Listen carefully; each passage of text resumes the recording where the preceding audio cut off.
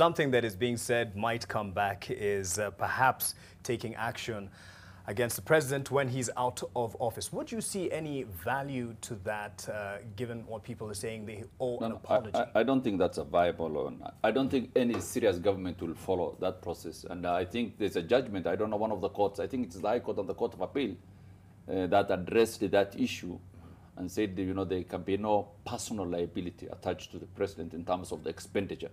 So the judgment, I think, was there. Both courts, both the High Court and the Court of Appeal. Yes, affirmed that.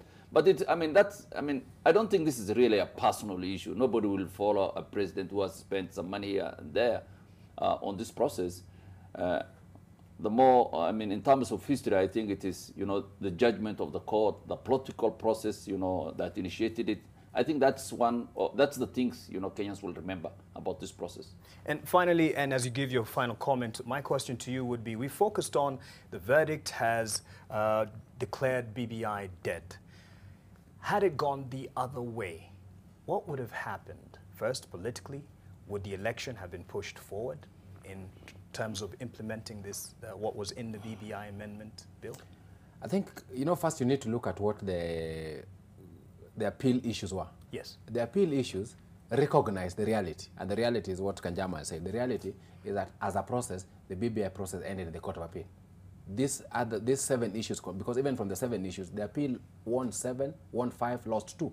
The political reality is that even whichever way it went, all that would have gotten is political capital for one side and political loss for the other, which is what we've gotten, political capital and loss.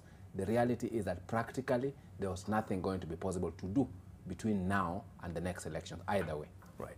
And Kanjama, you spoke earlier and you said, in terms of the timelines for the elections, because it was talk about this being an attempt to push forward the date for the elections, would you have seen that possible had it gone through or gone their way for those who were pushing for the BBI? And as you conclude? I'll tell you honestly that I had some personal concerns, because mischief, political mischief, emerges every day, every week, every month. There are rogues in our political space in Kenya. Some of those rogues wanted to postpone elections. Some of them wanted to create a situation in which even the current president would possibly reinvent himself, either in a new high political office in Kenya. There are rogues in this country who wanted to manipulate the BBI process for their own ulterior motives. And I was quite worried about it myself. I was scanning and monitoring the process. And what I would say is that this process of cementing the grave has at least completely quashed those intentions of the rogues. So we'll now have an election in August. That election, there would have been an opportunity of people to go to court, to the High Court, saying, oh, now we need to postpone the elections. We'll now have the elections in August, and we'll have a transition. And it's very good. It focuses the mind of the political players. Right. We have an elections. We are having a transition in the office of the head of state and the deputy head of state. Finally, Ahmed Nasir, did you share the same concerns that had it gone that way, the attempts to postpone the elections, extend the term? I agree with him.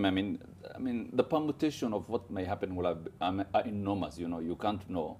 But I think one thing is that the dynamics towards the election will have changed greatly. The PPI proponent, the people who are supporting it, like, you know, Raila, the president, they will have really had momentum as we go to the elections. Reggae is back alone, you know, creates a very powerful sound. So, but I think also the point Kanjama raises is very valid. Really, if this judgment will have gone the other way, we really don't know what will have happened. Anything could have happened. The elections could have been postponed, some amendments could have been brought. I don't know whether the time is, whether there is enough time to make this. Right. But if there are certain legislation, certain amendments that can be pushed through Parliament, I think they will have tried that. Yes. All right. As for now, the BBI bill is dead, but the conversation on BBI is so much alive. Online, you can ask Ahmed Nasir and the others who comment on this. And the conversation, of course, will be shaped even politically moving forward and into the weekend for those who feel they're losers and those who feel they're winners and those who feel they can still go on with what they had intended with it initially.